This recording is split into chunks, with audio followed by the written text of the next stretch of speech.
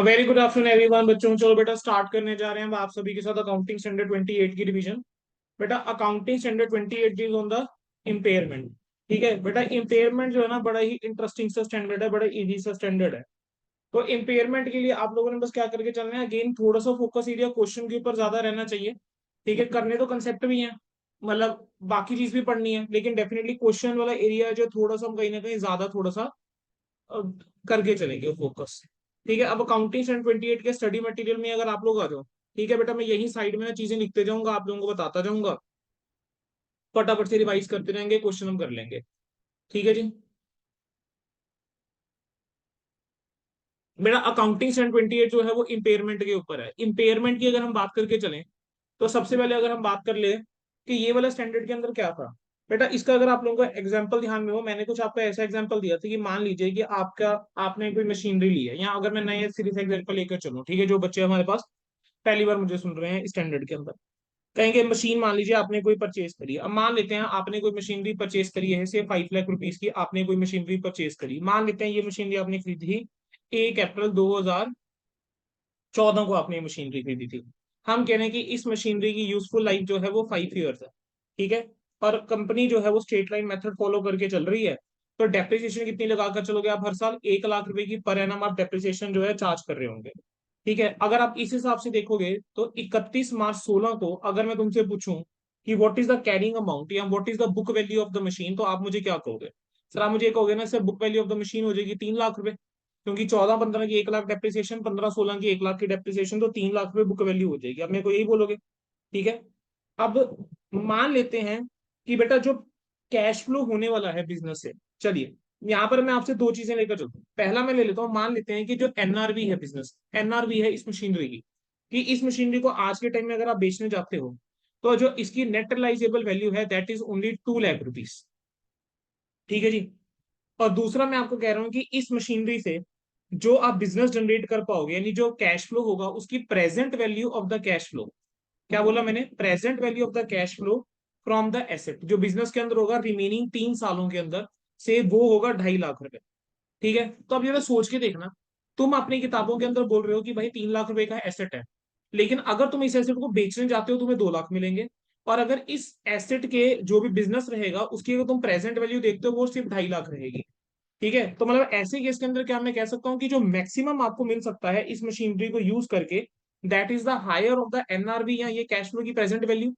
ठीक है, 2.5 लाख आपको मैक्सिमम मिल सकता है, लेकिन आप अपनी किताबों में इसको बोल रहे हो 3 लाख रुपए का। तो आप मुझे बताओ, क्या आपका एसेट जो है वो 2.5 लाख से ज्यादा आपकी किताबों के अंदर दिखना चाहिए? जितना रिकवरेबल अमाउंट है क्या उससे ज्यादा एसेट होना चाहिए बुक्स के अंदर? नहीं होना चाहिए। बस यही कंसेप्ट क्या देता है? इम्पेयरमेंट है। हम कहते हैं कि हम क्या करके चलेंगे, एसेट की वैल्यू को इम्पेयर करके चलेंगे। दिस इज द बेटा कंसेप्ट ऑफ द इम्पेयरमेंट। ठीक है जी।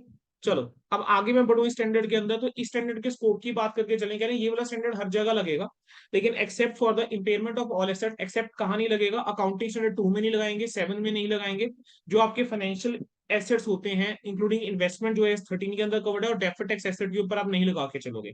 ठीक है, कहेंगे देयर आर चांसेस की जो प्रोविजन है on account of impairment losses, वो इंक्रीज कर देती है कंपनी की एक सिकनेस, या पोटेंशियली जो है जो सिक कंपनी है, जो पोटेंशियली सिक कंपनी है लेकिन वो अभी सिक नहीं है, वो एक्चुअल में क्या बन सकती है? सिक कंपनी बन सकती है।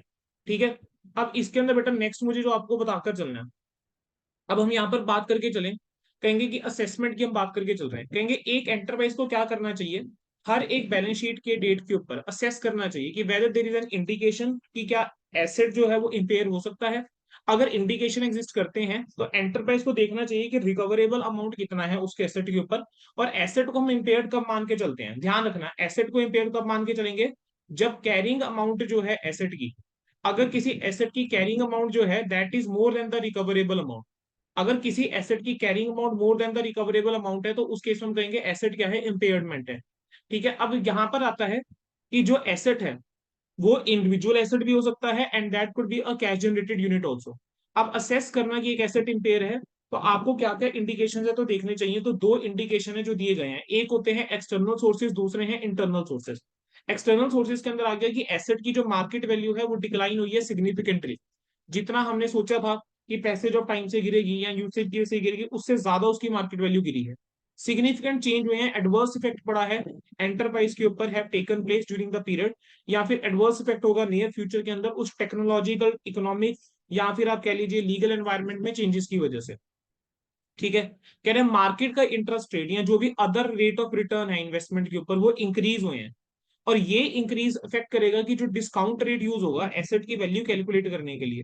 ठीक है, एंड डिक्रीज हो जाएगी एसेट की रिकवरेबल अमाउंट मटेरियली। आप जानते हैं बेटा इनवर्स रिलेशनशिप होता है कहीं ना कहीं, है ना?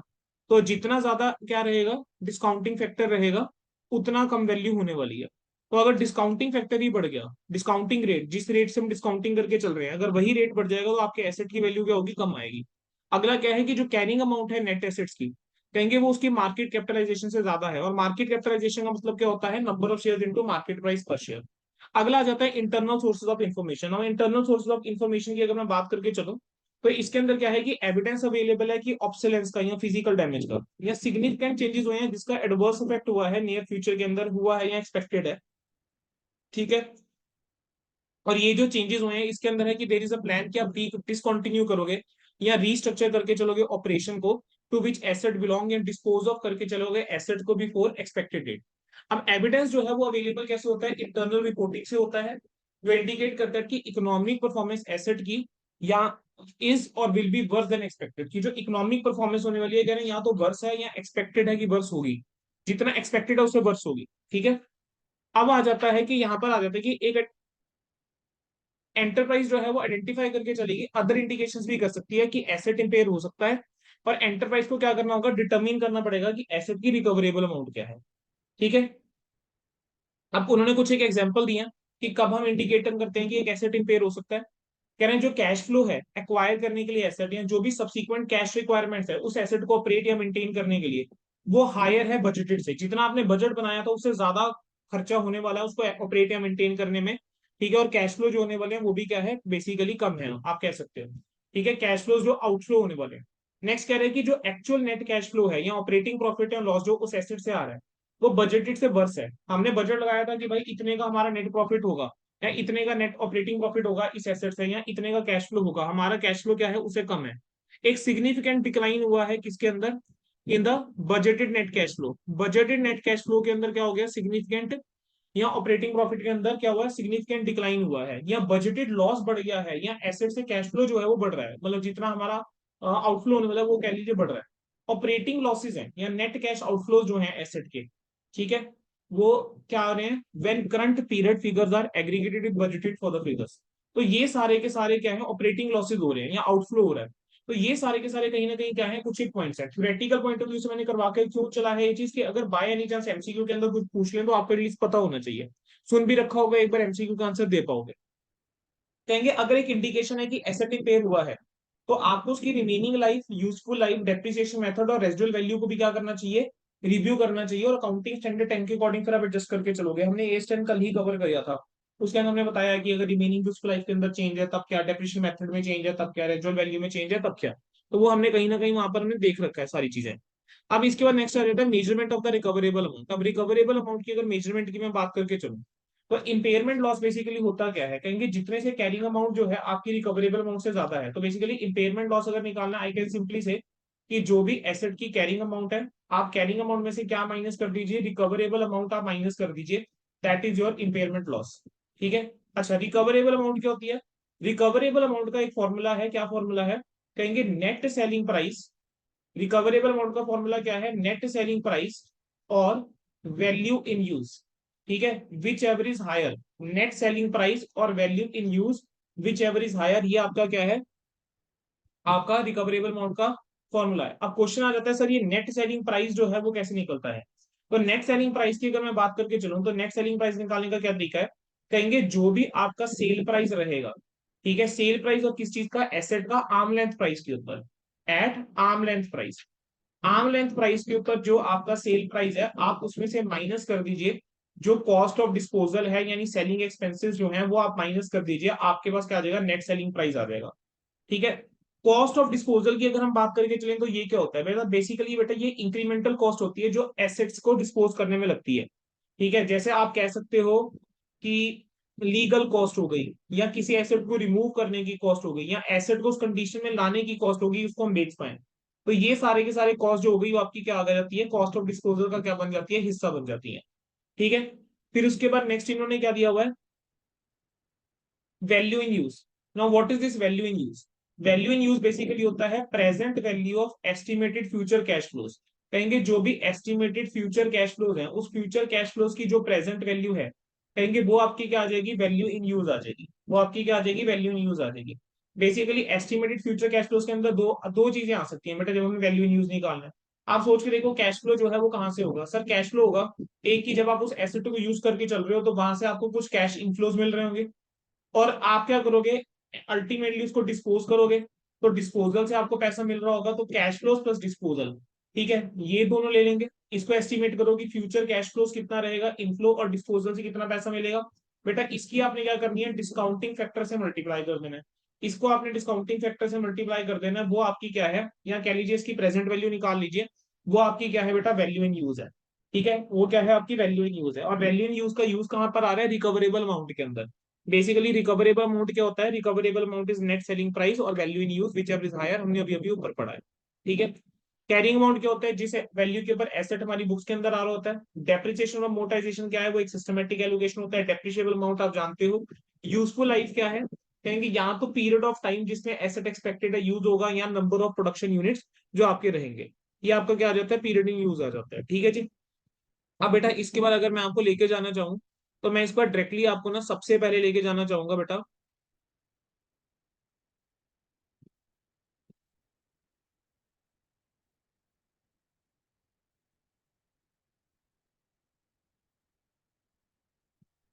Recognition and measurement of impairment loss के कंसेप्ट के ऊपर।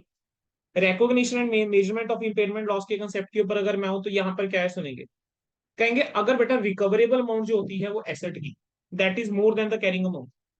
क्या बोला मैंने, कि अगर रिकवरेबल अमाउंट जो है वो एसेट की, that is more than the carrying amount, तो हम क्या करेंगे, डिफरेंस को इग्नोर करके चलेंगे और एसेट को बुक वैल्यू के ऊपर दिखाओगे, यानी कैरिंग अमाउंट जो है उससे ज्यादा रिकवरेबल अमाउंट है। ठीक है जी, ठीक, क्लियर है। फिर उसके बाद नेक्स्ट हमारे पास क्या आता है, case number two. Case number two के अंदर वो कहता है कि अगर रिकवरेबल अमाउंट कम है और कैरिंग अमाउंट ज्यादा है तो डिफरेंस आपका इंपेयरमेंट लॉस रहेगा। तो इसका ट्रीटमेंट क्या करके चलेंगे, इस इंपेयरमेंट लॉस का, इसको आप राइट ऑफ करके चलोगे पीएनएल में एक्सपेंस की तरह। और अगर आप एसेट को कैरी कर रहे हो रिवैल्यूड फिगर के ऊपर, तो जो आपका इंपेयरमेंट लॉस रहेगा वो किसके बराबर होगा, रिवैल्यूड सरप्लस के बराबर होगा, और उसको आप एडजस्ट करके चलोगे। ठीक है, with it and balance if any, अगर आपने पीएनएल के अंदर चार्ज करा हुआ है। ठीक है, और लास्ट क्या हमारे पास आ जाता है, आपका डेप्रिसिएशन। डेप्रिसिएशन जो होता है फॉर द कमिंग ईयर्स, उसको आप रिकैलकुलेट यहाँ पर आप क्या करके चलोगे, रिकैलकुलेट करके चलोगे। ठीक है डन। यहां तक चलो बच्चों, बच्चों मुझे बताएंगे एक बार यहां तक क्या क्लियर है, कि यहां तक चीजें जो है बेटा क्लियर हो रही हैं। Yes sir. हमने करा हुआ है इसके ऊपर क्वेश्चन, अगर थोड़ा सा ध्यान में हो। ठीक है, मेरे को अच्छे से याद आ रहा है, मैंने क्लास के अंदर एक एग्जांपल आप लोगों के साथ देखे लिया हुआ है, एक एग्जांपल आप लोगों के साथ क्लास के अंदर। ध्यान है, नहीं ध्यान है? हाँ जी सर। हाँ जी। Yes sir. मैं आपको रिलेट कर देता हूँ कौन से वाला क्वेश्चन है जो इस वाले कंसेप्ट के ऊपर आपको मिल जाता है। इस वाले कंसेप्ट के ऊपर आपको समवेयर एक क्वेश्चन मिल जाएगा, that is your practical question number 10। Practical question number 10 जो था वो आपका इस कंसेप्ट के ऊपर था। एक बार जाना है प्रैक्टिकल क्वेश्चन 10 की तरफ तो हम चले जाते हैं, ऐसा करते हैं साथ के साथ कंसेप्ट के ऊपर चले जाते हैं, क्वेश्चन के ऊपर। तो आज जरा ऐसा करते हैं, प्रैक्टिकल क्वेश्चन 1 भी करते हैं पहले। पहले इलस्ट्रेशन नंबर 1 करेंगे, फिर प्रैक्टिकल क्वेश्चन हम कौन सा करके चलेंगे, 10 करके चलेंगे। तो सारे बच्चे आज जरा इलस्ट्रेशन नंबर 1 की तरफ आओ। बेटा ये आपको इलस्ट्रेशन नंबर 1 है जो दे रखी है, जरा पढ़ेंगे इलस्ट्रेशन नंबर 1 के अंदर था क्या। एर्गो इंडस्ट्रीज लिमिटेड जो है उसने आपको एस्टिमेट दिया हुआ है कि कैश फ्लो कितना होगा प्रॉपर्टी प्लांट इक्विपमेंट से। डिस्काउंट रेट वो खुद ही बता रहे हैं कि कितने का डिस्काउंट रेट है, 15% का डिस्काउंट रेट है। ठीक है, उसने बताया है मुझे। अब वो आगे क्या बोल रहे हैं, कह रहे हैं ईयर कौन सा, 2002, कैश फ्लो गिवन है 4000, 2023 के अंदर 22, 23, 24, 25, 26, 5 साल का दे रहे हैं, 4, 6, 6, 8, 4000।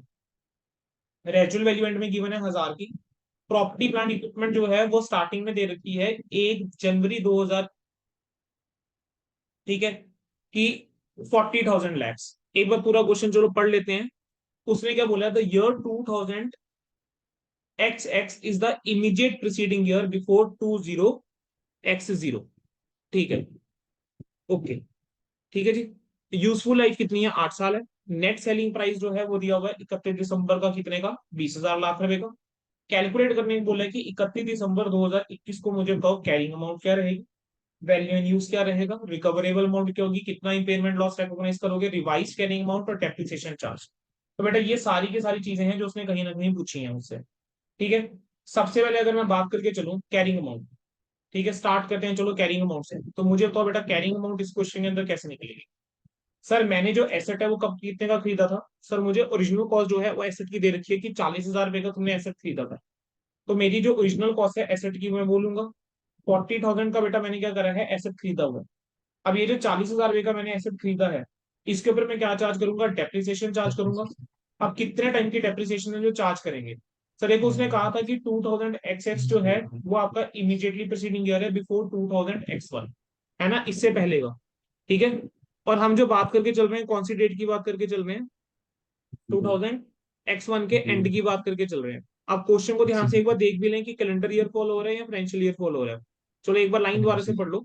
2000 XX is the immediate preceding year before the year 20x0। ठीक है, यानी X X X 20x1। Zero then आपका x1। तो कौन सा ईयर आ रहा है, ये थर्ड ईयर आ रहा है। ये कौन सा ईयर आ गया, बेसिकली थर्ड थर्ड ईयर के ईयर। एंड में मुझे बतानी है ना। तो 3 साल की डेप्रिसिएशन, यूजफुल लाइफ दे रखी है 8 साल। तो 40,000 को बेटा मैं किससे डिवाइड करूंगा, 8 से डिवाइड करूंगा, 3 से नॉट इंटू मल्टीप्लाई 3। करूंगा। तो मेरे पास कितना आ जाता है। अच्छा 40,000 में से सर एक चीज और थी सर, ध्यान देना जरा क्वेश्चन के रेजिडुअल अंदर, गलती वैल्यू। मत कर बैठना, रेसिडुअल वैल्यू भी है। रेजिडुअल तो 40,000 माइनस कितना करना पड़ेगा, 1,000 8। करना पड़ेगा। तो what I will say 40 minus 1,000, ठीक है 49। थाउजेंड्स में है ये, इंटू 3/8। तो सॉल्व करोगे बेटा आपके पास कितनी वैल्यू आ रही है, सो 1462 40,000 माइनस 1,000, ठीक है, डिवाइडेड बाई 1462। 8 इंटू 3, 14,625। तो 14,625 की आपने डेप्रेशन 3 साल में चार्ज करी। 40,000 रुपए का आपने एसेट खरीदा था, डिफरेंस लोगे आपका आ जाएगा 25,375। तो ये जो 25,375 आया है बेटा ये और कुछ नहीं, ये आपका कैरिंग अमाउंट है। तो पहले कैरिंग पार्ट का आंसर अमाउंट क्या हो जाएगा, two five three 21,206। Seven five और बेटा इस टाइप का क्वेश्चन केस स्टडी के अंदर आ सकता है, आपको कोई बड़ी बात नहीं है। ठीक है, वैल्यू इन यूज पूछा हुआ है। अच्छा सर वैल्यू इन यूज क्या होता था, वैल्यू इन यूज क्या होता था मुझे बताओगे जरा। सर वैल्यू इन यूज कुछ प्रेजेंट नहीं हो, value of the present value होता एस्टिमेटेड था कैश आपका फ्लोज। Future cash flows.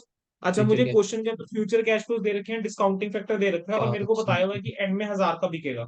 चलो सर निकालना हम शुरू करें।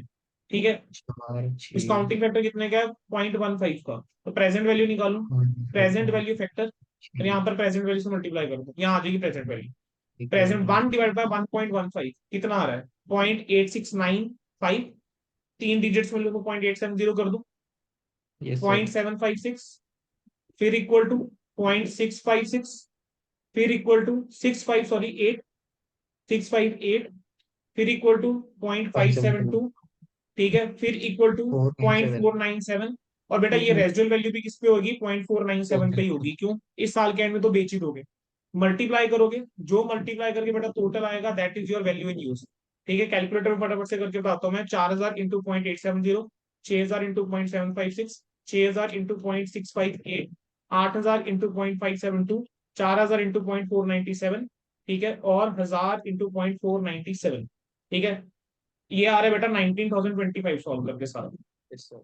ठीक है, तो सेकंड पार्ट का आंसर उसने मेरे से पूछा था वैल्यू इन यूज बताओ कितनी है, वैल्यू तो यूज इसका आंसर आ जाएगा 19,025 आ 19,025। जाएगा, खत्म। अच्छा उसने पूछा रिकवरेबल अमाउंट कितना है। Sir net selling recoverable price. Amount कैसे निकालता था, recoverable sir charges. Recoverable amount होता था net value selling in price. Use, ठीक है, या फिर selling net price selling price, इसमें से जो whichever भी is जो the है higher। हायर है। सर अब क्वेश्चन के अंदर वैल्यू इन यूज तो हमने निकाल दिया 19,025। अब मुझे net net selling selling price price of जो है वो पता लग जाए मेरे को बेटा, वो दे रखा है नेट सेलिंग प्राइस इस क्वेश्चन में निकाल के गिवन है कि कितना है, 20,000 20,000 का है।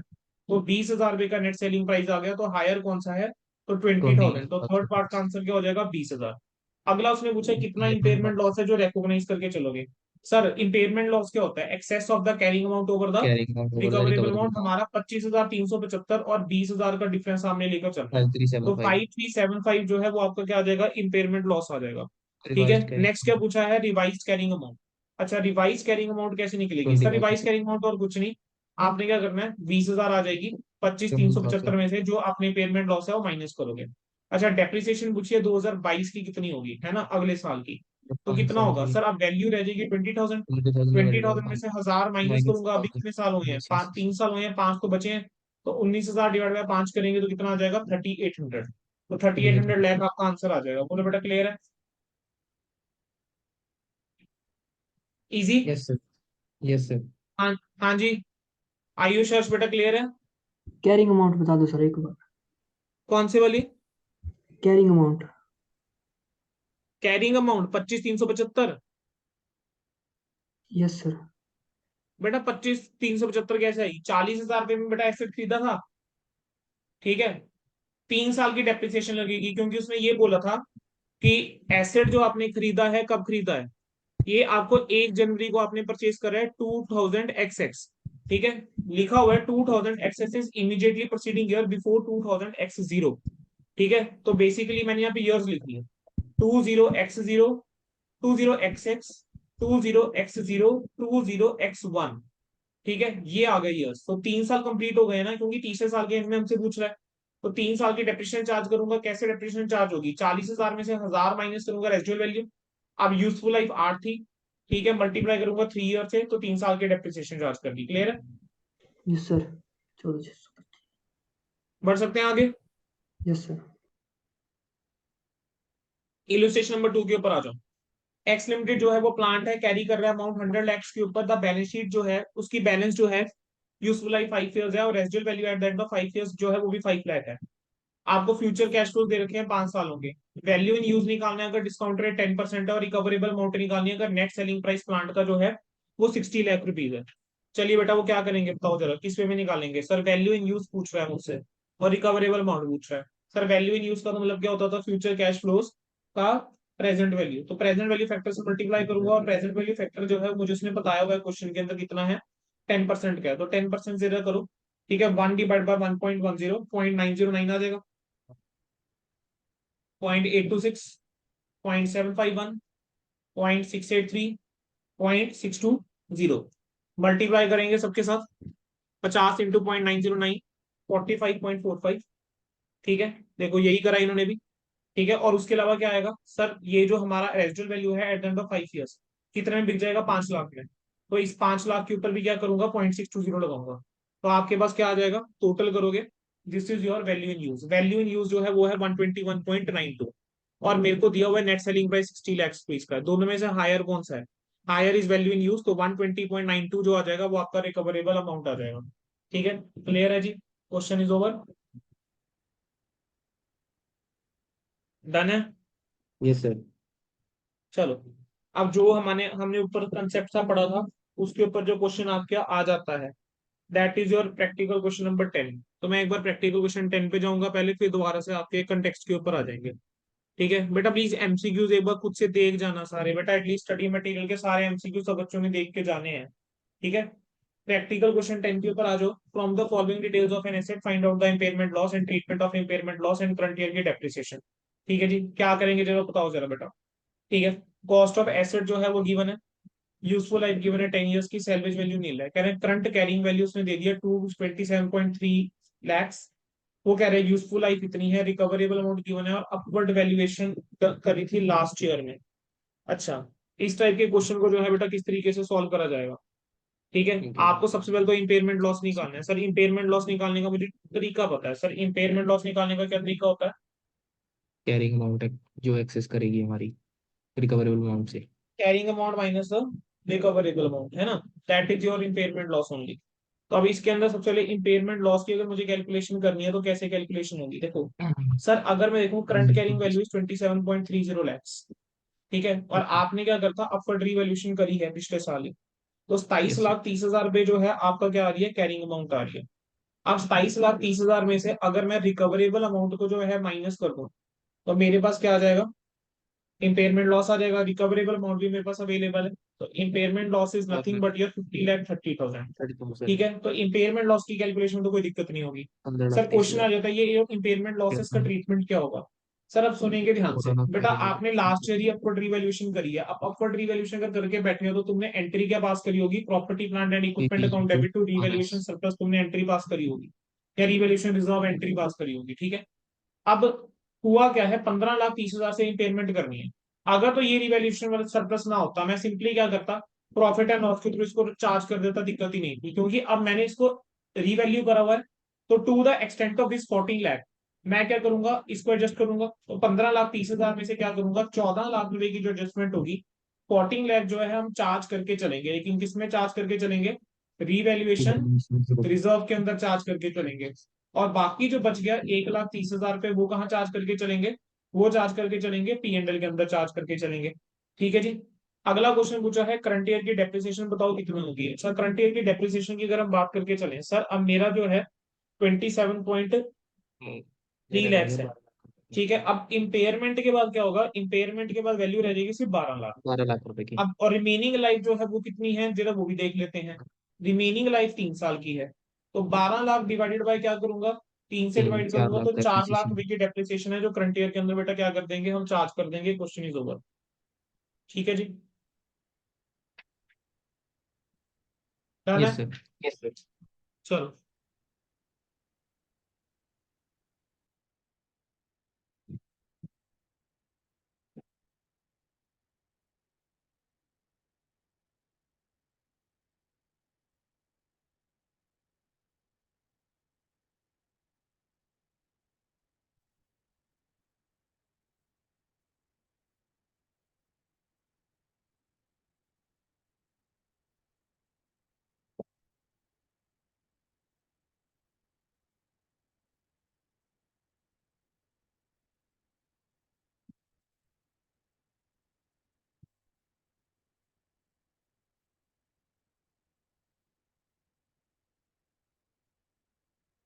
चलिए बेटा, इसका बेटा जो मुझे आप लोगों को पॉइंट करवा के चलना है, ठीक है, वो कौन सा पॉइंट है जो करवा के चलना है? रीवैल्यूड वाला मैंने कहीं ना कहीं आपको करवा ही दिया पॉइंट, है ना? तो अगर एंटिटी ने रीवैल्यू करा है तो हम वो पॉइंट समवेयर कर ही चुके हैं। ठीक है, तो उसके ऊपर जो है मुझे करवाने की जरूरत नहीं है। ठीक है, नेक्स्ट, नेट सेलिंग प्राइस। अच्छा, नेट सेलिंग प्राइस को लेकर मुझे आप लोगों को बेटा कुछ एक चीजें जो है वो बताकर चलनी है। ठीक है, नेट सेलिंग प्राइस को लेकर ना ऊपर आपको आपके लिए ना बेटा कुछ एक थ्योरी आई थी, जिसको मैंने फॉर टाइम बिंग क्या किया, स्किप किया। ठीक है, नेट सेलिंग प्राइस को लेकर ना मैं कुछ एक चीजें जो है वो आपको बता देता हूँ। चलिए बेटा, थोड़ा सा ध्यान देंगे अब। ये जो है आपको नेट सेलिंग प्राइस को लेकर बेटा कुछ एक चीजें यहाँ पे गिवन है। चलिए सुनेंगे।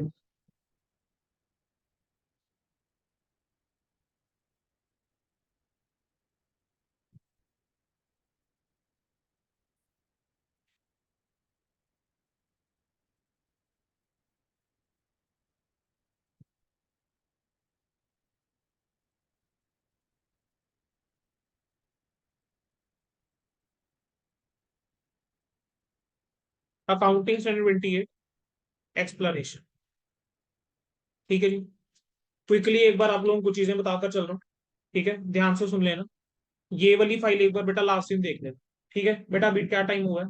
It is 3:33 right now. मैं इस वाले स्टैंडर्ड के ऊपर बेटा थोड़ा सा टाइम जो है वो लगाने वाला हूँ। ठीक है, बिकॉज मुझे एक्सपेक्टेड लग रहा है कि इस स्टैंडर्ड में से क्वेश्चन एक बनता मुझे नजर आ रहा है, यहाँ तो केस स्टडी में, या एक अलग से क्वेश्चन मुझे लग रहा है इस बार आएगा। तो मैं क्या कर रहा हूँ, एक फटाफट से ना कुछ चीजें लिख रहा हूँ, जो आप लोग प्लीज एंड मोमेंट पे बेटा पढ़ जाना। ठीक है, सबसे पहले मैं यहाँ पे क्या लिख रहा हूँ? सबसे पहले मैं लिख रहा हूँ इम्पेयरमेंट लॉस। मुझे बताओ इम्पेयरमेंट लॉस क्या था? Carrying amount minus recoverable amount. ये आपका क्या होता है? इम्पेयरमेंट लॉस होता है। क्वेश्चन आता है रिकवरेबल अमाउंट क्या होता है? तो recoverable amount is equal to net selling price और वैल्यू इन यूज, इसमें से जो क्या है, हायर है। अच्छा, नेट सेलिंग प्राइस कैसे निकलता है? जो भी सेल प्रोसीड रहती है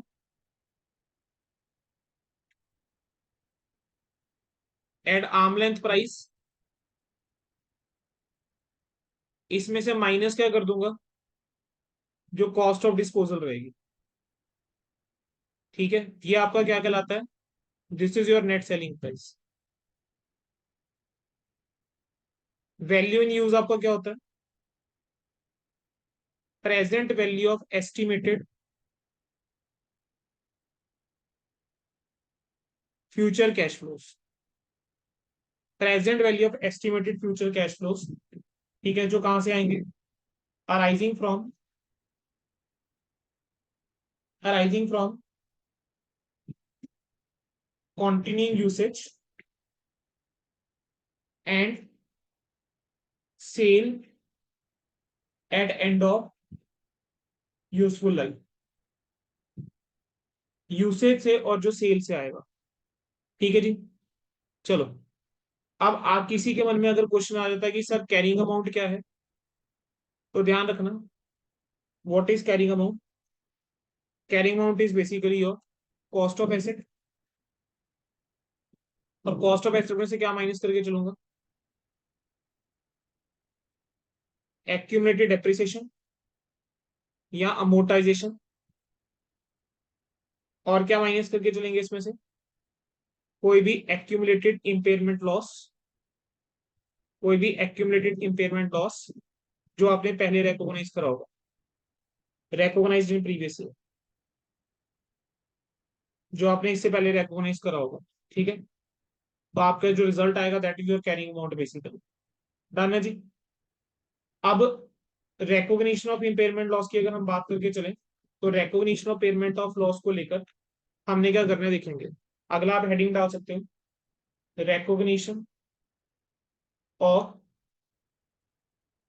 impairment loss. Recognition of impairment loss की मैं बात करके चलूं, तो इसके अंदर मुझे क्या करना है, चेक करके चलो। कह रहे हैं वॉज एसेट रीवैल्यूड, क्या एसेट को आपने रीवैल्यू करा था एनी टाइम? ठीक है, अगर तुम कहते हो एसेट को रीवैल्यू नहीं करा था, तब तो बड़ा काम आसान हो गया। ठीक है, profit and loss account debit to impairment loss, ये होने वाला। लेकिन तुमने अगर बोल दिया कि एसेट को रीवैल्यू करा था, तो आपको क्या करना पड़ेगा, चेक करना पड़ेगा कि रीवैल्यूएशन रिजर्व जो है वो है क्या बैलेंस शीट के अंदर। अगर तुम कहते हो हाँ जी sir revaluation reserve balance sheet के अंदर है, ठीक है, तुम कहते हो रीवैल्यूएशन रिजर्व बैलेंस शीट के अंदर सर नहीं है, अगर रीवैल्यूएशन रिजर्व बैलेंस शीट के अंदर नहीं है, कोई दिक्कत की बात नहीं है, पी एंड एल डेबिट होगा, इंपेयरमेंट लॉस क्या हो जाएगा, क्रेडिट हो जाएगा। ठीक है, लेकिन अगर कहीं रीवैल्यूएशन रिजर्व है, तो सबसे पहले क्या करना पड़ेगा, रीवैल्यूएशन रिजर्व को आप यूज करके चलोगे, तो रीवैल्यूएशन रिजर्व जो है वो आपका डेबिट होगा, आपका इंपेयरमेंट लॉस जो है बेटा वो डेबिट होगा। ठीक है, and you will credit, sorry sorry sorry, revaluation reserve debit होगा, प्रॉफिट एंड लॉस जो है आपका डेबिट हो जाएगा, क्रेडिट क्या हो जाएगा, इंपेयरमेंट लॉस। यानी सबसे पहले क्या करना है, to the extent of revaluation reserve जितना है, आपको सबसे पहले उसको क्या करके चलना है, डेबिट करके चलना है। ठीक है, तो ये आपके पास आ जाता है बेटा। इसके बाद बेटा नेक्स्ट कंसेप्ट क्या आ जाता है हमारे पास, कि अब ओके, इसी से रिलेटेड बेटा एक कंसेप्ट है। अब आप जानते हो कि रीवैल्यूएशन हम एसेट्स की कर सकते हैं, है ना। अब कह रहे हैं कि क्या एंटिटी ने जो है, ठीक है, हैज रीवैल्यूड एसेट्स। हम कह रहे हैं क्या रीवैल्यूड जो हमारे एसेट्स हैं, अब हम रीवैल्यूएशन हुई है एसेट्स की, हम ये मान के चल रहे हैं।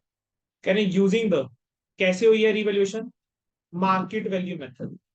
मार्केट वैल्यू मेथड को अगर यूज करके, ठीक है, अगर रीवैल्यूएशन हुई है, तब क्या करना है, दो चीजें हो सकती है देखो बेटा। कह रहे हैं कि या तो भाई ऐसा हुआ है या ऐसा नहीं हुआ, है ना। मतलब एंटिटी ने क्या करा है, रीवैल्यूड करा है एसेट्स को using the market value method.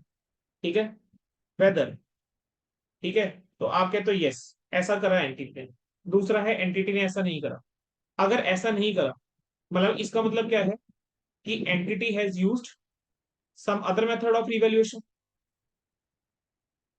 इसका मतलब एंटिटी ने कुछ अदर मेथड जो है वो यूज कर रहा है रिवैल्यूएशन के लिए। ठीक है, तो यहां पर क्या है, ये पॉसिबल हो सकता है, पॉसिबल है, क्या पॉसिबल है कि जो रीवैल्यूड अमाउंट है, ठीक है, वो ज्यादा भी हो सकती है, ठीक है, इज मोर, और इट कैन बी लेस। ठीक है, it is possible that revaluation amount जो है इज लेस और मोर देन रिकवरेबल अमाउंट। जितना रिकवरेबल अमाउंट है हो सकता है कि रीवैल्यूड अमाउंट जो है उससे ज्यादा हो, उससे कम हो। तो कह रहे हैं यहाँ पर क्या करके चलना, ऐसे में अप्लाई कर देना अकाउंटिंग स्टैंडर्ड 28, कोई दिक्कत की बात नहीं है। लेकिन अब एक बार यहाँ पर अगर हम बात करके चलें, ठीक है, अब यस, अगर यस वाला केस है तो यहाँ पर क्या होगा, यहाँ पर आपने फिर चेक करना है क्या जो सेलिंग कॉस्ट है, वेदर सेलिंग कॉस्ट जो है क्या वो मटेरियल है, क्या सेलिंग कॉस्ट मटेरियल है। Again there can be two circumstances बच्चे। पहला क्या जाता है, yes sir selling selling cost जो है वो मटेरियल नहीं है। दूसरा है selling cost yes sir material है। अगर सेलिंग कॉस्ट मटेरियल नहीं है, ठीक है, यानी मैं कह रहा हूँ कि सेलिंग कॉस्ट जो है वो क्या है, ये मैं यहाँ पे लिख दिया SC, वो क्या है, आर नेग्लिजिबल।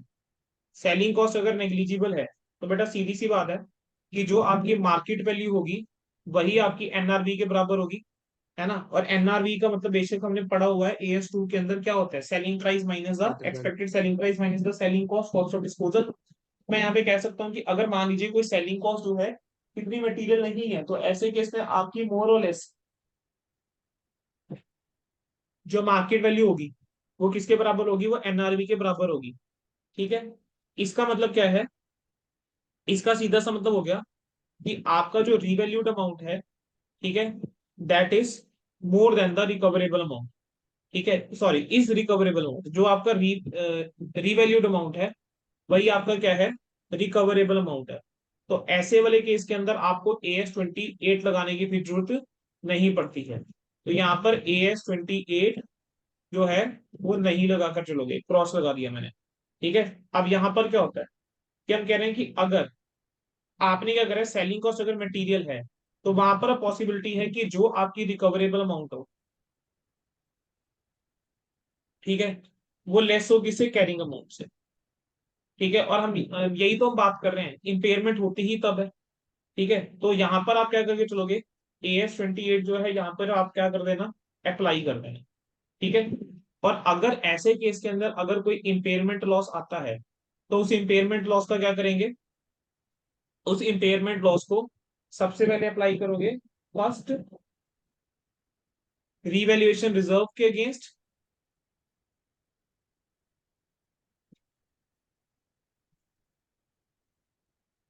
उसके बाद क्या करोगे, P&L को यूटिलाइज करो। ठीक है बेटा, तो ये चीज जो है बेटा आपके पास आ जाती है। क्लियर है जी।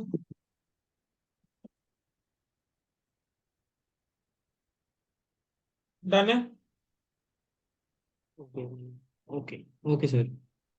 अब इसके ऊपर अगर तुम कहीं ना कहीं कुछ एक क्वेश्चन टाइप का अगर देखना चाहते हो तो इलुस्ट्रेशन नंबर 4 जरा देख लेना अपने लेवल पे। ठीक है जी, इलुस्ट्रेशन नंबर 4 जो है बेटा एक बार खुद से देखेंगे। इलुस्ट्रेशन नंबर 4 प्लीज खुद से एक बार इलुस्ट्रेशन नंबर 4 देख लेना, I am not discussing in class. चलिए जी। अच्छा, अब इसके बाद बेटा नेक्स्ट हमारे पास जो आता है ना बेटा, एक क्वेश्चन आता है कि नेट सेलिंग प्राइस की। अब मुझे कंसेप्ट के ऊपर थोड़ी सी और बात करके चलनी है। देखो अल्टीमेटली देखो बेटा, इस स्टैंडर्ड के अंदर है क्या, इस स्टैंडर्ड के अंदर मेन आ जाके यही चीजें हैं कि नेट सेलिंग प्राइस हो गया, कैरिंग अमाउंट हो गया, वैल्यू इन यूज हो गया, है ना, यही मेन चीजें हैं।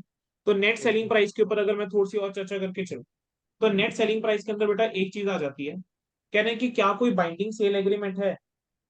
अगर बाइंडिंग सेल एग्रीमेंट है, ठीक है, तब तो क्या करोगे, जो भी एग्रीमेंट के अकॉर्डिंग हमारा प्राइस है माइनस कर देना जो उसको बेचने की कॉस्ट लगेगी, वो आपकी नेट सेलिंग प्राइस है। लेकिन अगर बाइंडिंग सेल एग्रीमेंट नहीं है ना, तो यू शुड ऑलवेज चेक कि क्या एक्टिव मार्केट है, एक होमोजीनियस मार्केट इज देयर।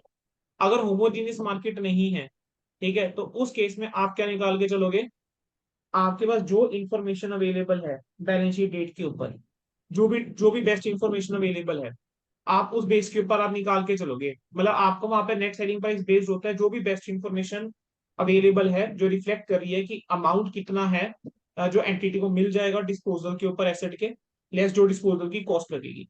लेकिन अगर आपका मान लीजिए कि एक्टिव मार्केट है, तो ऐसे केस के अंदर जो भी करंट प्राइसेस अवेलेबल होते हैं वो लेकर चलते हो।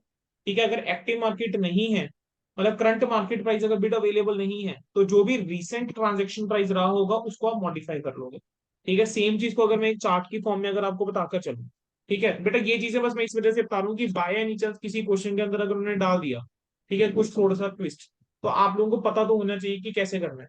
मैंने आपको क्या बोला, नेट सेलिंग प्राइस को लेकर अगर आप बेयर टेक्स्ट पढ़ोगे तो वहां पर आपको क्या मिलता है, नेट सेलिंग प्राइस के अंदर वो आपसे दो क्वेश्चन, यहाँ पर आपको टेस्ट करना है कौन सा क्वेश्चन। कह रहे हैं क्या is there any binding agreement, is there any binding sale agreement, क्या कोई बाइंडिंग सेल एग्रीमेंट है।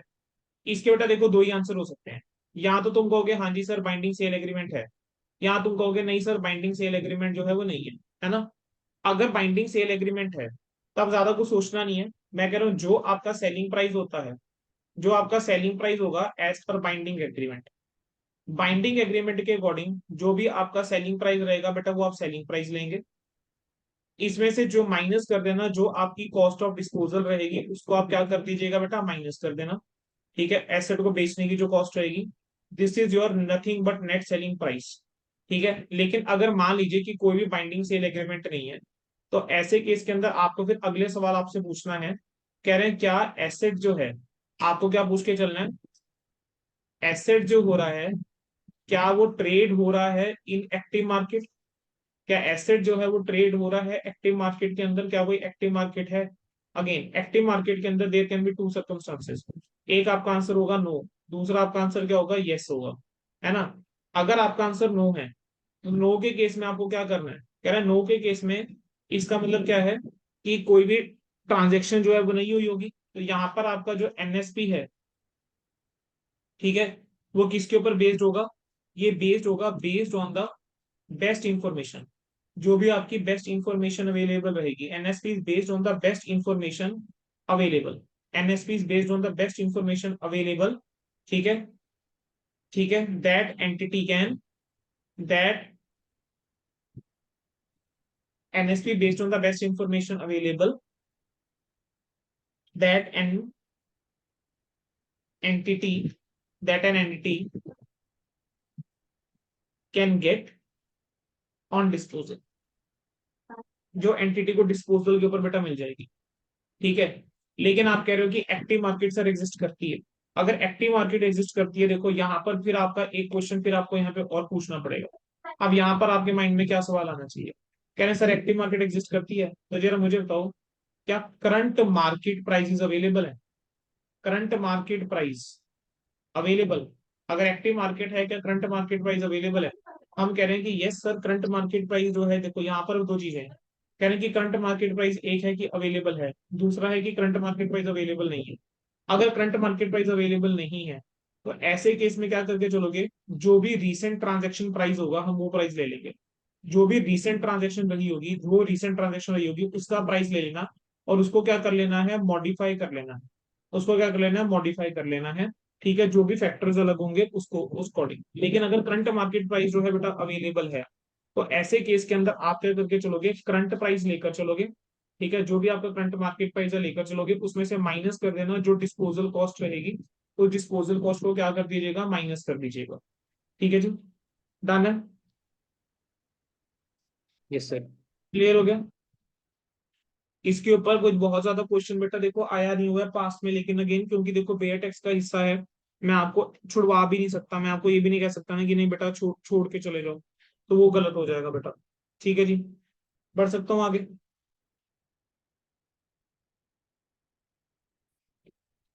Yes sir. चलिए,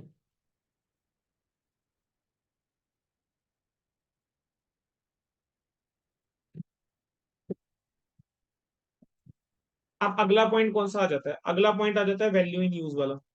ठीक है, वैल्यू इन यूज जो है देखो उसके अंदर मुझे दो ही चीजें चाहिए।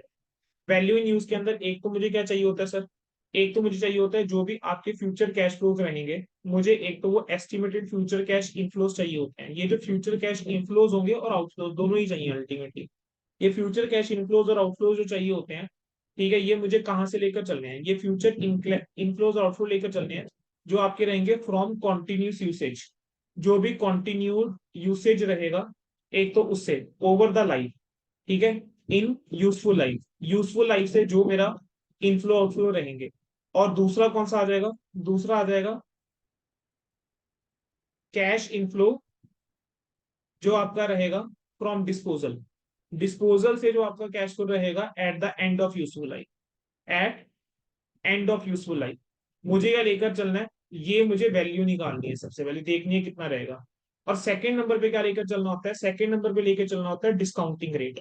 ठीक है, ये दो चीजें हैं जो चूज करनी जरूरी है इसके अंदर, कि डिस्काउंटिंग रेट क्या रहेगा और कैश फ्लो जो है वो कैसे निकाल के चलेंगे। ठीक है, अब यहाँ पर हमने मेनली जो डिस्कशन करके चलनी है वो डिस्काउंटिंग रेट के ऊपर अगर मैं करके चलूँ, तो डिस्काउंटिंग रेट के लिए ना कुछ बहुत ज्यादा आपको दिमाग लगाना नहीं है, ये आपको दिया रहेगा क्वेश्चन के अंदर। ये क्या रहेगा, हमेशा क्वेश्चन के अंदर बेटा दिया रहेगा।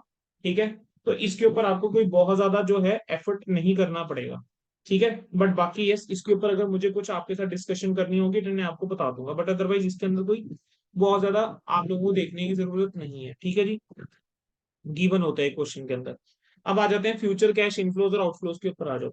तो इसको बस एक बार सुन लीजिए कि जो फ्यूचर कैश इनफ्लोज और आउटफ्लोज होते हैं ये कहता किसके ऊपर बेस्ड होने चाहिए, ये एक रीजनेबल और सपोर्टेबल एजम्पशन पे होनी चाहिए, कि जो भी आपको लगता है कि जो इकोनॉमिक कंडीशन है उसमें बेस्ट एस्टिमेट आप लेके चलिए कि कितना इनफ्लो रहेगा over the remaining period, remaining useful life. ठीक है, जो सबसे रिसेंट बजट होगा मैनेजमेंट का आप उसको कंसीडर करके चलिए।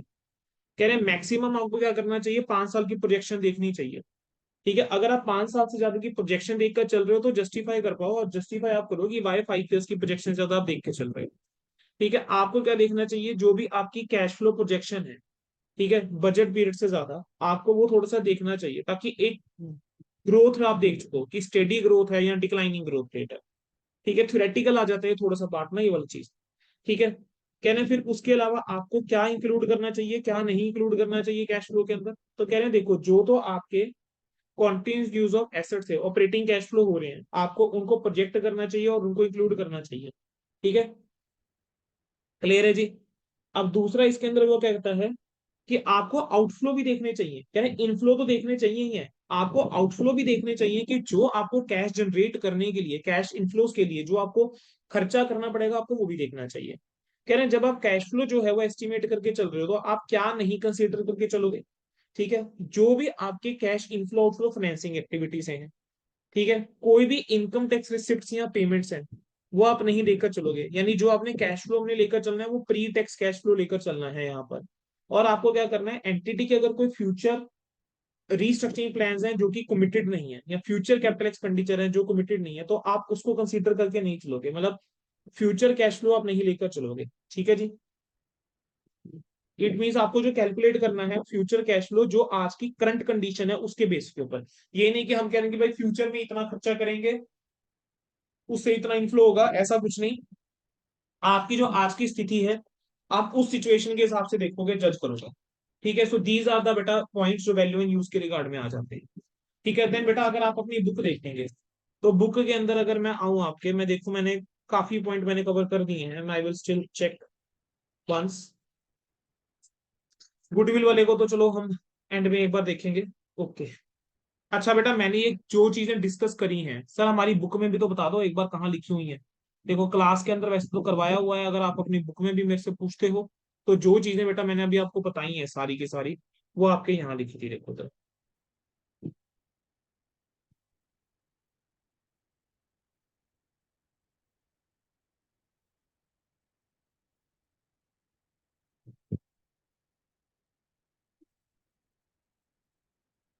ये देखिए बेटा, यहाँ पर लिखी थी सारी चीजें। Composition of estimate of future cash flows, कि क्या क्या आएगा फ्यूचर फ्यूचर कैश फ्लोज में, किन किन बातों का ध्यान रख के चलना है। ठीक है, वो सारा का सारा यहाँ लिखा हुआ है। ठीक है, यही सारी चीजें बेटा मैंने आपसे बस डिस्कशन करके चलो। ठीक है जी, देखो अभी बात कर दी कि 5 ईयर्स का फोरकास्ट लेकर चलोगे, 5 ईयर्स से ज्यादा का अगर लेकर चल रहे हो तो आपको जस्टिफाई करना पड़ेगा वो। ठीक है, तो वही सारी चीजें जो है बेटा वो यहाँ पर आप कहीं ना कहीं लेकर चलोगे फिर। ठीक है, चलो sir, again theoretical point of view से चीजें आ जाती हैं। हमारे पास ये वाला चैप्टर जो है ये थोड़ा सा बेटा प्रैक्टिकल बेस्ड है, इसे ध्यान रखिएगा। चलो सर आगे बढ़ूंगा मैं अगर आप लोगों के साथ, तो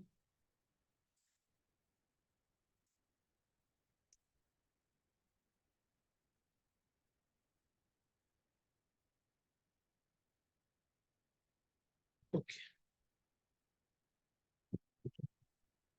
ये मैंने आपको बता दिया ऑलरेडी। बेटा अब अगला जो पॉइंट मेरे पास जो बच जाता है ना वो फिर अब स्टैंडर्ड के अंदर आ जाता है, अब कैश जनरेटिंग यूनिट्स की बात हो जाती है, मतलब मेजरली मैंने आपको इम्पेयरमेंट के बारे में सारा बता दिया, अब कैश जनरेटिंग यूनिट्स की बात आ जाती है। ठीक है, अब सर सीजीयू क्या होता था सुनेंगे। सर कैश जनरेटिंग यूनिट की अगर मैं बात करके चलूँ ना, तो कैश जनरेटिंग यूनिट जो होता है वो smallest identifiable group of asset होता है। कहेंगे जो क्या जनरेट करता है, cash flow, cash inflow generate करके चलता है। जो क्या करके चलता है, कैश इनफ्लो जनरेट करके चलता है। ठीक है, that are largely dependent on the cash inflow from the other assets या ग्रुप ऑफ एसेट्स के ऊपर जो है वो डिपेंड करके चलता है। ठीक है जी। अब यहाँ पर अगर हम बात करके चलें कि अगर मान लो कोई ऐसी इंडिकेशन है कि एक एसेट इंपेयर हुआ है, तो रिकवरेबल अमाउंट आप एस्टिमेट करके चलते हो इंडिविजुअल एसेट के लिए। बट अगर पॉसिबल नहीं है ना कि recoverable amount of individual asset के लिए निकाल पाओ, बिकॉज जो वैल्यू इन यूज है एसेट की, ठीक है, वो आप डिटरमिन नहीं कर सकते, या प्रोबेबली डिफरेंट है स्क्रैप वैल्यू से, तो वहां पर एंटरप्राइज जो है वो रिकवरेबल अमाउंट एस्टिमेट करता है, लेकिन किसकी करके चलेगा, उस सीजीओ की करके चलेगा जिसके अंदर वो एसेट जो है वो बिलोंग करता है। ठीक है, क्या बोला मैंने, सुन लेंगे दोबारा, कि हम कह रहे हैं कि अगर हम रिकवरेबल अमाउंट जो है वो नहीं निकाल सकते जी, हम एस्टिमेट नहीं कर सकते कि भी रिकवरेबल अमाउंट कितना रहने वाला है एक इंडिविजुअल एसेट से, क्योंकि यहाँ तो वैल्यू इन यूज जो है हम डिटरमिन नहीं कर सकते, या फिर वो स्क्रैप से आप कह लीजिए प्रोबेबली डिफरेंट है स्क्रैप वैल्यू से। तो वहां पर हम कह रहे हैं कि जो रिकवरेबल अमाउंट आप लेकर चलोगे वो आप कैश जनरेटिंग यूनिट्स की लेकर चलोगे जिसके अंदर वो एसेट जो है वो बिलोंग करता है। ठीक है, क्लियर है जी। Yes sir. चलो, अब इसके बाद बेटा नेक्स्ट इसके अंदर हमारे पास जो आ जाता है, चलिए देखेंगे, जो आपका ये सीजीयू है। अब इसके बारे में अगर मैं बात करके चलूं, तो मुझे अब यहाँ पर बात करके चलनी है कि सर रिकवरेबल अमाउंट और कैरिंग अमाउंट जो है वो सीजीयू की कैसे आएगी। ठीक है, कह रहे हैं कि जो आपकी कैरिंग अमाउंट होती है सीजीयू की, वो आपको डिटरमिन करनी चाहिए कंसिस्टेंटली। ठीक है, with the way recoverable amount जो है डिटरमिन करी जाती है। कैरिंग अमाउंट बेसिकली क्या है, जितने भी आपके एसेट्स हैं उसका जो समेशन करके चलेंगे आप कैरिंग अमाउंट्स का, जो भी उस सीजीयू के अंदर है, एक सीजीयू के अंदर है, वो आपकी क्या आ जाएंगे, कैरिंग अमाउंट आ जाएंगी। ठीक है, इसके अंदर लाइबिलिटी आप कभी इंक्लूड करके चलोगे अगर वो लाइबिलिटी जरूरी है कंसीडर करना डिटरमिन करने के लिए रिकवरेबल रिकवरी में, अदरवाइज उस लाइबिलिटी को आप इंक्लूड करके नहीं चलेंगे, ध्यान रखिएगा।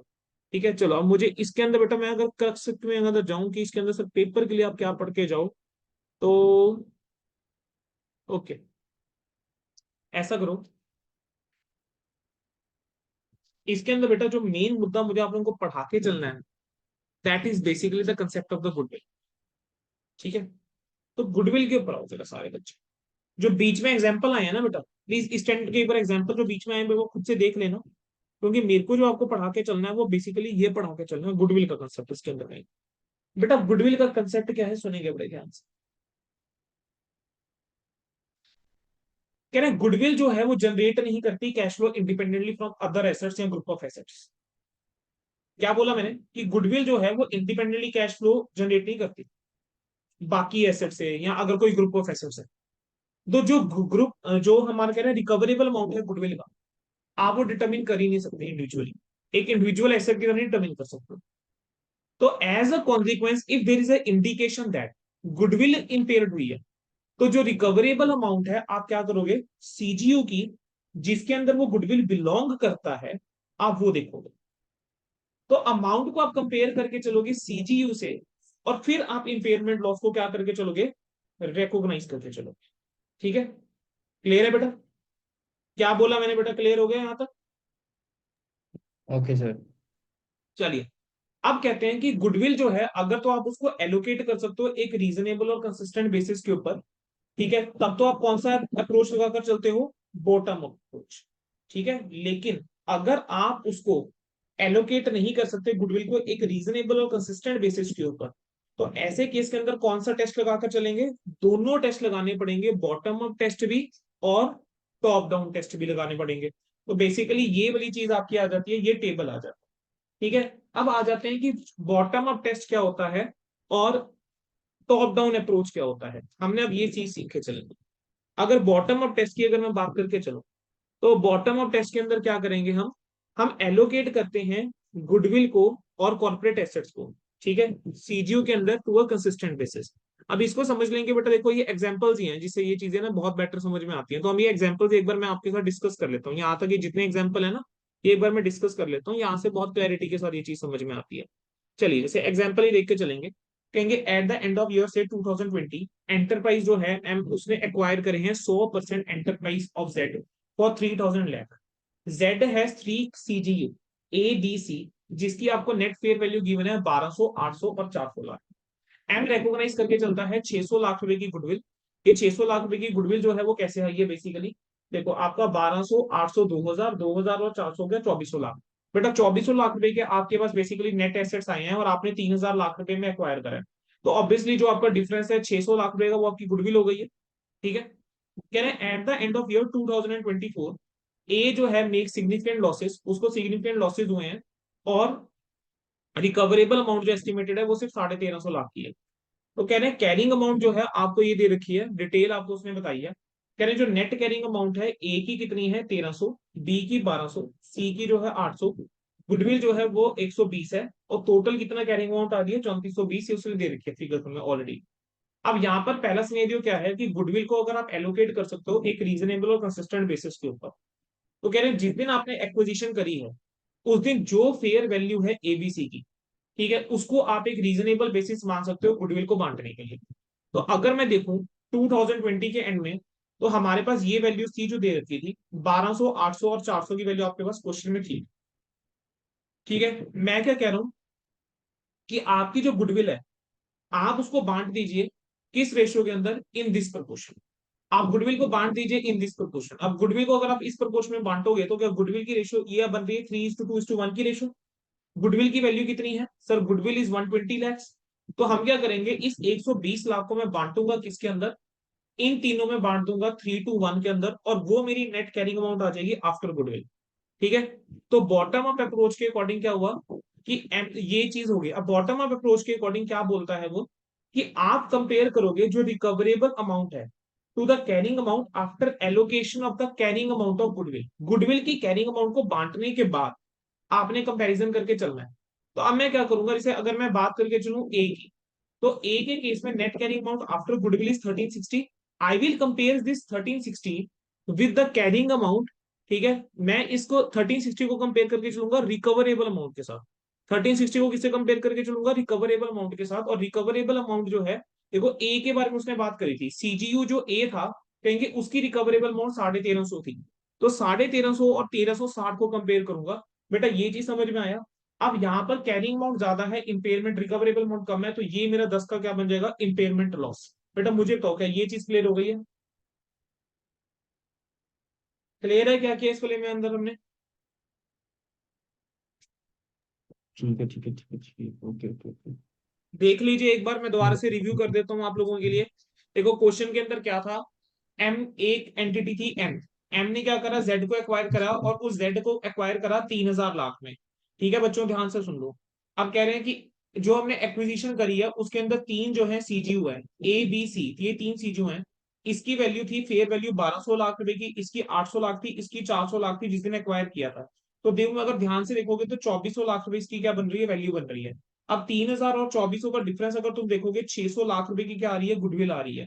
ठीक है, अब आपने क्या करना है, अब 2024 के एंड में, ये तो तब की है जब हमने एक्विजिशन करी थी। अब 2024 के एंड में क्या है, रिकवरेबल अमाउंट जो है ए की हम बात करके चल रहे हैं, कह रहे हैं ए की रिकवरेबल अमाउंट जो है वो सिर्फ वो रह जाएगी 1350, और आपको डिटेल दे रखी है उन्होंने। ठीक है, नेट कैरिंग अमाउंट की कह रहे हैं ए का जो नेट कैरिंग अमाउंट है दैट इज 1300, बी का 1200 और 800, और गुडविल है 120 की। वो ये कहता है कि गुडविल जो है वो अकेले कैश जनरेट नहीं कर सकती, वो एसेट्स के साथ कर सकती है। तो आपको क्या करना पड़ेगा, इसको इंक्लूड करना पड़ेगा कैरिंग अमाउंट के अंदर। तो I will distribute this goodwill on the reasonable basis that is the fair value in the given case. ठीक है, इसी को हम तो बॉटम अप अप्रोच बोलते हैं। तो इस 120 को मैं फेयर वैल्यू के बेस के ऊपर बांट देता हूँ विच इज 3:2:1, जो उनकी फेयर वैल्यू थी। तो मेरे पास कैरिंग अमाउंट कितनी आ जाएगी, जो आएगा मैं कहूंगा ये मेरी कैरिंग अमाउंट है गुडविल इंक्लूड करके। और मेरे को कितना गिवन है रिकवरेबल अमाउंट 1350 का। तो ये जो 10 रुपए का नुकसान है बेटा, ये मेरे लिए क्या हो जाएगा, इंपेयरमेंट लॉस हो जाएगा। ठीक है, अगला केस क्या आता है, गुडविल को अगर आप एलोकेट नहीं कर सकते। अगर गुडविल को एलोकेट नहीं कर सकते तो ऐसे सर्कमस्टांस के अंदर क्या यूज करके चलते हैं, टॉप डाउन अप्रोच और बॉटम अप टेस्ट दोनों ही कहीं ना कहीं आप लगाकर चलते हो। कहेंगे देर इज नो रीजनेबल वे कि गुडविल जो है जो अरोज हुई है, कहेंगे आप उसको क्या कर पाओ, एलोकेट कर पाओ। ठीक है, मान लेते हैं कि ईयर 2024 के एंड में कहेंगे जेड का जो रिकवरेबल अमाउंट है वो 3400 लाख है। तो ईयर 2024 के एंड में सबसे पहले आप क्या करोगे, बॉटम अप टेस्ट लगाकर चलोगे। कहेंगे अब ए का रिकवरेबल अमाउंट अगर आप देखो एक्सक्लूडिंग गुडविल 1300 है, और रिकवरेबल अमाउंट 1350 है, ये गिवन था ऊपर। और 1300 का भी अमाउंट ऊपर गिवन था।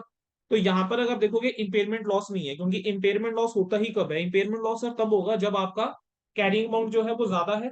ठीक है, इम्पेयरमेंट लॉस होता ही तब है ना बेटा, जब आपका कैरिंग अमाउंट ज्यादा होता है यस और सर। रिकवरेबल अमाउंट कम होता है। अब यहाँ पर इम्पेयरमेंट लॉस तो है नहीं अगर आप बॉटम अप टेस्ट लगाकर चलते हो। कहेंगे सिंस गुडविल जो है आप उसको एलोकेट नहीं कर सकते हो रीजनेबल बेसिस के ऊपर, तो अब आपको टॉप डाउन टेस्ट लगाना पड़ेगा। और टॉप डाउन टेस्ट कैसे लगाकर चलते हैं? वो कहता है कि टॉप डाउन टेस्ट ये बोलता है कि आप कैरिंग अमाउंट जेड की देखोगे as a whole to the recoverable amount as a whole. ठीक है, is the smallest CGU that includes A, जो जिसके ऊपर गुडविल को आप एलोकेट जो है करके चलोगे रीजनेबल और कंसिस्टेंट बेसिस पे। चलो एग्जाम वैल्यूज के साथ समझेंगे।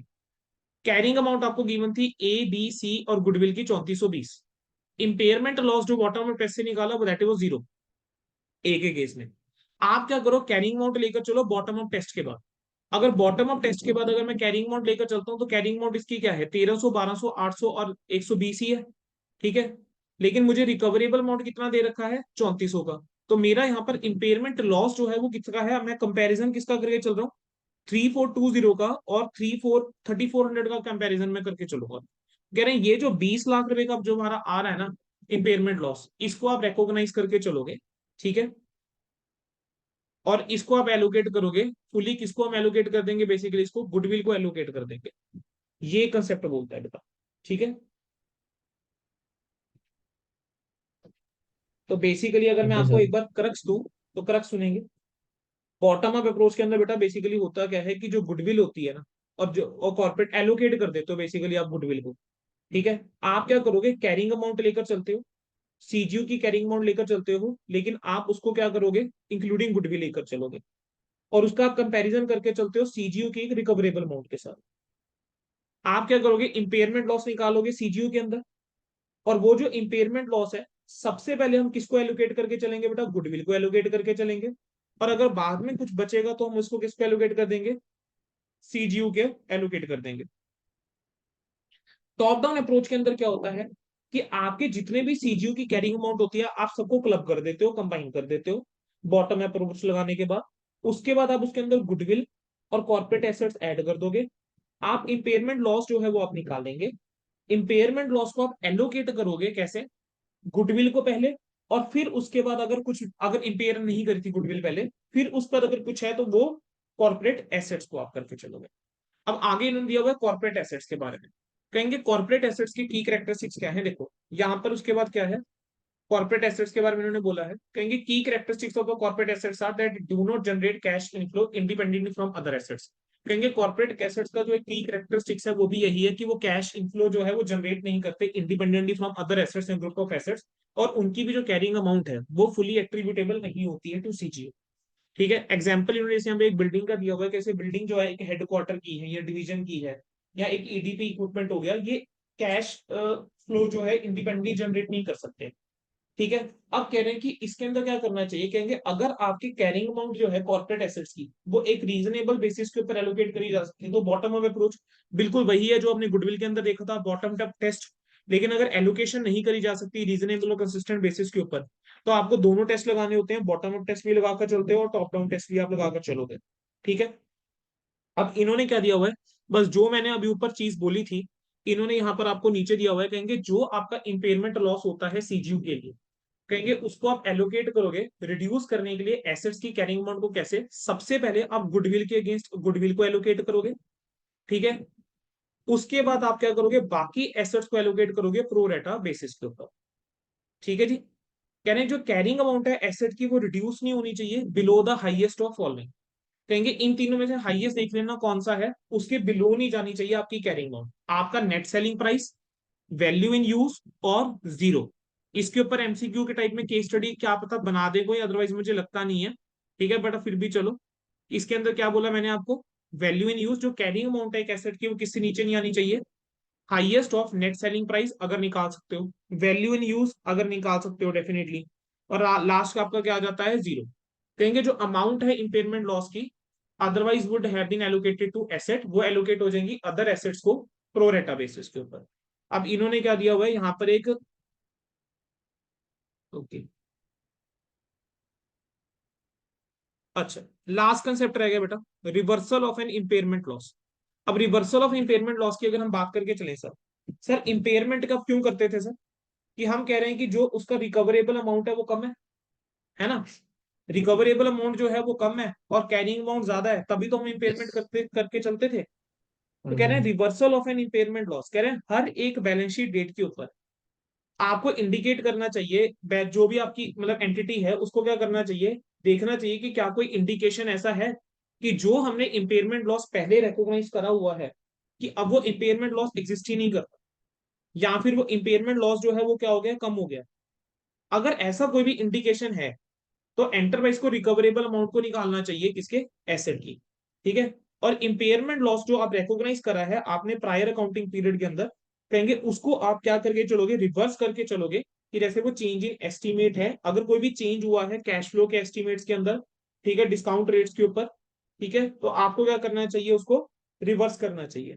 ठीक है जी, जब आपने लास्ट में पेमेंट करी थी वहां से। फिर इसके बाद नेक्स्ट आ जाता है, अब क्या क्या इंडिकेटर्स हो सकते हैं बेसिकली रिवर्सल के। अगर इंडिकेटर्स की अगर मैं बात करके चलूं, देखो इंडिकेटर्स के, रिवर्सल के इंडिकेटर क्या हो सकते हैं, कि बेटा जैसे मान लीजिए कि जो मार्केट वैल्यू है वो एसेट की सब्सटेंशियली इंक्रीज हुई है, फेवरेबल मार्केट कंडीशन हो गई। आप याद करो इंपेयरमेंट के इंडिकेटर्स क्या थे, इंपेयरमेंट के इंडिकेटर्स थे कि इंटरेस्ट रेट जो है वो डिस्काउंटिंग फैक्टर वाला जो रेट है वो बढ़ गया है। अब मैं कहूँ कि डिस्काउंटिंग रेट जो है वो कम हो गया है। ठीक है, क्लियर है। आगे क्या हो सकता है, कह रहे हैं कंपनी ने जो है मतलब इकोनॉमिक परफॉर्मेंस जो है वो गिरी है एसेट की, हमने ये इंडिकेटर एक पढ़ा था पहले। अब मैं कह रहा हूं कि इकोनॉमिक परफॉर्मेंस जो है वो बढ़ी है, तो हमें इंडिकेटर्स ऐसे मिल रहे हैं कि इंपेयरमेंट जो है अब वो नहीं है, बेसिकली हमारा रिकवरेबल अमाउंट जो है वो बढ़ गया है। ठीक है, तो अब इस केस में बस हमने जो सिखाना है, मैंने आपको क्या सिखाना है, कि रिवर्सल कैसे करके चलेंगे इंपेयरमेंट का। ठीक है, तो यहां पर क्या जाता है, कह रहे हैं कि अगर आपने इंपेयरमेंट लॉस को पहले पीएनएल के थ्रू राइट ऑफ करके चला था, तो ऐसे केस में तो आप पीएनएल से रिवर्स कर दोगे, कोई दिक्कत की बात नहीं है, राइट। तो आप क्या कर दोगे, इस बार एंट्री क्या कर दोगे, impairment loss account debit to the reversal of impairment loss should be recognised as income in the financial statement. Financial statement के अंदर जो भी रिवर्सल है उसको आप इनकम की तरह रिकॉग्नाइज करके चलिए। अब कहते हैं लेकिन अगर इंपेयरमेंट लॉस आपने रिवैल्यूएशन रिजर्व से एडजस्ट किया था, तो जो रिवर्सल है इंपेयरमेंट लॉस का वो भी पहले किसमें लेके जाना पड़ेगा, रिजर्व अकाउंट में लेकर जाना पड़ेगा, टू द एक्सटेंट जितनी आपने एडजस्टमेंट करी थी। याद है हमने क्या करा था, जहां पर भी रिवैल्यूएशन रिजर्व था तो वहां पर हमने रिवैल्यूएशन रिजर्व के थ्रू एडजस्टमेंट करके चली थी क्या, इंपेयरमेंट लॉस की आपने एंट्री कर थी, रिवैल्यूएशन रिजर्व अकाउंट डेबिट, फिर PNL yes account sir. Debit to impairment loss. तो वो यही कहते हैं कि वहां पर आपको पहले क्या करना पड़ेगा, रिवैल्यूएशन रिजर्व के थ्रू आपको एडजस्टमेंट करके चलनी पड़ेगी। ठीक है जी, अगर बाकी कुछ है फिर ऑफ कोर्स वहां पर आपका पीएनएल का इंपैक्ट आएगा। और कह रहे हैं कि जो आपका डेप्रिसिएशन है, जो post reversal of impairment loss होगी, वो आपकी फ्यूचर पीरियड के लिए कैलकुलेट होगी रिवाइज वैल्यू के ऊपर, रिवाइज जो आपकी कैरिंग वैल्यू रहेगी उसके ऊपर आप डेप्रिसिएशन जो है बेटा क्या करके चलोगे, कैलकुलेट करके चलोगे। अगर हम सीजीयू की बात करके चलें, तो सीजीयू के अंदर जब इंपेयरमेंट हुई थी तो याद करो हम क्या करते थे, क्या सबसे पहले हम गुडविल के अगेंस्ट एडजस्ट कर रहे थे, और यस सर। उसके बाद हम क्या कर रहे थे, एसेट्स को हम एलोकेट करके चल रहे थे, है ना, तो प्रोरेटा बेसिस के ऊपर, है ना। तो अब क्या हो जाएगा, उल्टा हो जाएगा। सबसे पहले अगर रिवर्सल हुआ है तो सबसे पहले आप एसेट्स के अगेंस्ट एडजस्ट करोगे, और उसके बाद क्या कर दोगे, एलोकेट कर दोगे किसको, सीजीयू गुडविल को एलोकेट कर दोगे। ठीक है जी, जो रिवर्सल है, क्लियर है। मतलब बिल्कुल क्या करना है बेटा, उल्टा चल पड़ना है। सेम चीज यहां पर कहीं ना कहीं लिखी हुई है। अच्छा, impairment in case of discontinuing operation छोड़ दीजिए। ठीक है, ये एक बार पढ़ लेना खुद से, इंपेयरमेंट में डिस्क्लोजर क्या क्या है, इलस्ट्रेशन 1 मैंने करवा दिया है, 2 हो चुका हुआ है, 3 जो है बेटा प्लीज एक बार खुद से देख लेंगे। ठीक है, बाकी इलस्ट्रेशन जो 3rd और 4th है प्लीज एक बार खुद से देख लेना, किसी क्वेश्चन में डाउट आएगा बेटा मेरे से पूछ लेना। ठीक है बच्चे, मेरे अकॉर्डिंग अब बस इसके क्वेश्चन जो हैं, जो 2-3 बचे हैं जो मैंने डिस्कस नहीं करे हैं, हमने क्लास के अंदर बहुत अच्छे से सारे क्वेश्चन जो है कवर करके चले हुए हैं। एक बार क्वेश्चन अपने लेवल पे देख लीजिए फ्रॉम माय पार्ट।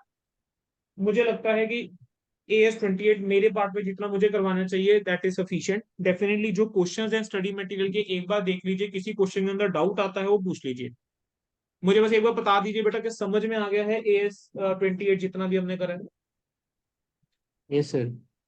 सबसे इंपॉर्टेंट कंसेप्ट क्या है, सबसे इंपॉर्टेंट मैं आपको बताता हूँ, जो इंडिविजुअल एसेट्स वाले सीजीयू के आने के चांसेस और गुडविल वाले के पॉइंट के आने के चांसेस थोड़े कम है। जो मुझे लगता है पर्सनली, इसके ऊपर अगर वो टेस्ट करेगा आपसे, वही इंडिविजुअल एसेट्स के ऊपर कहीं ना कहीं टेस्ट करके चलेगा। वहां पर आप जानते हैं कि एक उसके अंदर मेन वैल्यू इन यूज का कंसेप्ट है, रिकवरेबल अमाउंट का कंसेप्ट है, और इम्पेयरमेंट लॉस का होता है, और एक जहां पर रिवैल्यूएशन हुई है वहां पर। ठीक है, so these are the point जिसका आपको ध्यान रख के चलना है। डेफिनेटली बेटा प्लीज इसके क्वेश्चन एक बार पढ़ लेना। प्लीज ऐसा मत करना कि जो क्वेश्चन मैंने करवा दिए सिर्फ वो करे, बाकी करके नहीं गए। आपको इलुस्ट्रेशन नंबर 3 भी देखना है, इलुस्ट्रेशन नंबर आपको 4 भी देखना है, एमसीक्यूज भी देखने हैं, और प्रैक्टिकल क्वेश्चन 4 भी देखना है। ठीक है, प्रैक्टिकल क्वेश्चन 4, थ्योरी क्वेश्चन जो कुछ दे रखा है, सॉरी प्रैक्टिकल क्वेश्चन नंबर 11। ठीक है, जो भी आपको दे रखे हैं आपने प्लीज बेटा एक बार करके जाने हैं इसके सारे के सारे क्वेश्चन। गो थ्रू करके जाओ सारे के सारे क्वेश्चन। किसी में प्रॉब्लम आती है तो प्लीज मेरे से बेटा पूछ लीजिएगा, डाउट्स ले लीजिएगा। ठीक है, अभी क्या टाइम हुआ है, इट इज 4:15 राइट नाउ। ठीक है, just spend time on this topic.